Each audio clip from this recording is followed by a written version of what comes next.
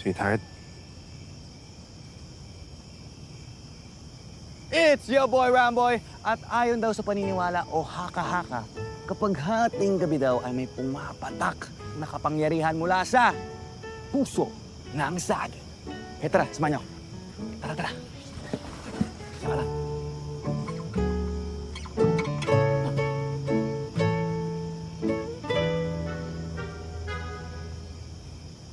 Wala.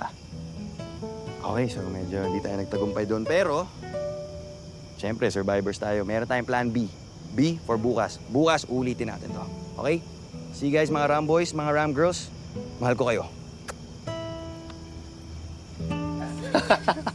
Hello, kasi kung sino masamang tao in the middle of the night. And ever since, nakakapit na yung batang yan sa atin. Kaya nga eh. Wala ba siyang mga magulang? Usa ka pupunta. Meron naman. Parang nabanggit niya na OFW daw yung nanay niya. Problema, hiwalay sa tatay. Kaya mag-isa lang siya ngayon. Wala siyang kasama. Meron naman daw dati. Kaso nga, inanakaw daw na lahat ng pinadala ng nanay niya. Wawa naman. Ano mo kaya siguro nakakapit sa ating batang niya? Mukhang hindi rin siya magkasundo sa mga kamag-anak niya. Oy, saka. Wawa naman. Hindi ba siya nag-aaral? Fresh graduate yan. Pero medyo mas mawili lang talaga mag-vlog. Alam mo na, liver vlogger. Man. Mukhang close na kayo ah.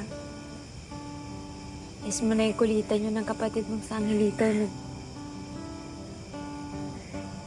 Oo naman, siyempre, nakakamiss talaga yun. Pero alam mo, masaya din naman na nandyan si Ramboy.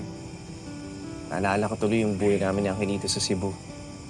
Yung, alam mo yun, yung sobrang simple lang talaga ang lahat. Imagine mo, sweetheart, ang gusto ko lang talaga dati, makapagtapos siya ng pag-aaral, maging engineer. Yun lang talaga.